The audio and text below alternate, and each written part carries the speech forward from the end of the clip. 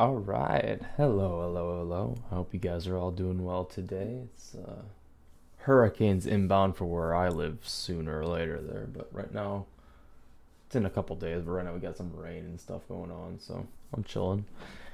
So yeah, on my agenda today, I got some South African rhinos that were bought or at an auction, like a whole group of them. I got humans that almost went extinct, I guess, a while back, and then we also got the just will the sun become a black hole? You know what I mean? All right, so we'll just get right into it, I guess. So South African Rhino Farm was bought by a park called African Parks. So the world's largest captive rhino farm in South Africa was bought by a conservation NGO, which is basically just a non-profit. So does that mean they'll be saved? Some would speculate they would. So far, they're doing a pretty good job. The NGO is called African Parks, as I said previously. They've purchased off at an auction. It was a breeding farm, and it was called Platinum Rhino, and it is a farm with around 2,000 white rhinos.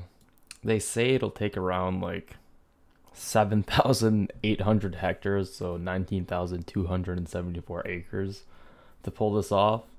And they plan on relocating them over the next 10 years, which is pretty nice as well. So the reason the farm was sold was because an angel, and I really mean an angel, named John Hume, I hope I'm pronouncing that right.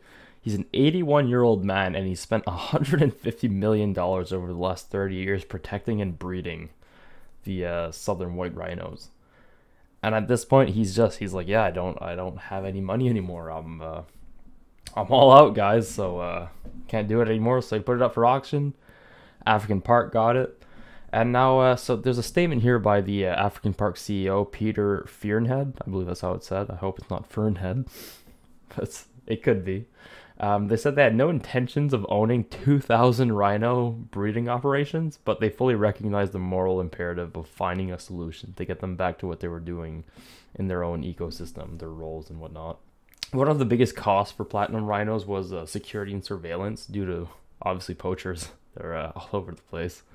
African Parks has 22 protected areas across Africa and has the experience to handle the task. That's what they're claiming anyways. 80% of the world's rhinos are in South Africa, and poachers have incentives to hunt them anyways. A rhino horn has an estimate of like $60,000 per kilogram on the black market in Asia. Poachers did kill less this year in the first 6 months, 11% less, in fact, compared to 2022. So in 2022, they killed 259 rhinos, which is a nice small number. Obviously, it'd be better if it was zero, but I thought it was much more than that. And this year, they killed 231. So that's progress, right? That's a good thing. So we're gonna move on to the humans almost going extinct. So according to a new study, around 900,000 years ago, our human ancestors almost went extinct. So apparently we dropped to like 1,280 humans and didn't really grow for another 117,000 years.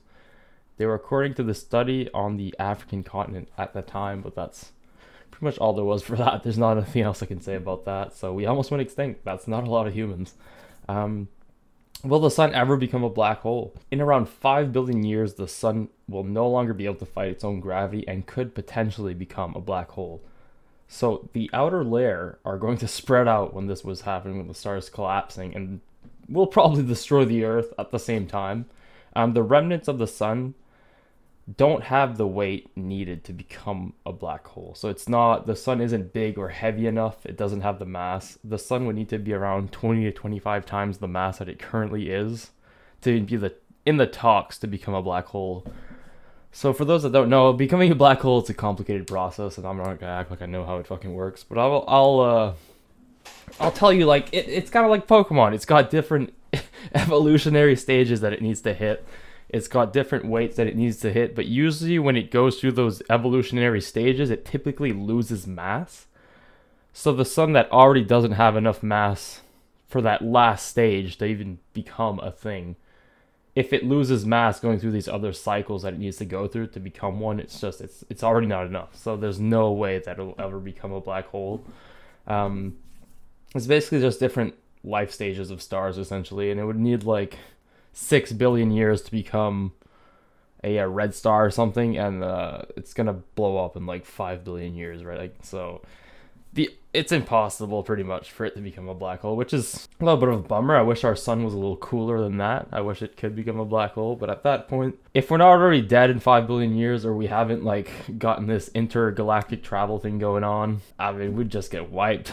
Like, it's GG when your sun goes away, right? So the people here in the article, or at least the guy, I'll put the picture here, he ended it by saying that like the whole universe could be in a black hole, and I was just like, wow, I was just throwing some theoretical bullshit out there right at the end. But yeah, anyways, you guys have a good one. If you guys have any comments, anything you guys want to say about the articles, you know, have no fear, reach out, comment.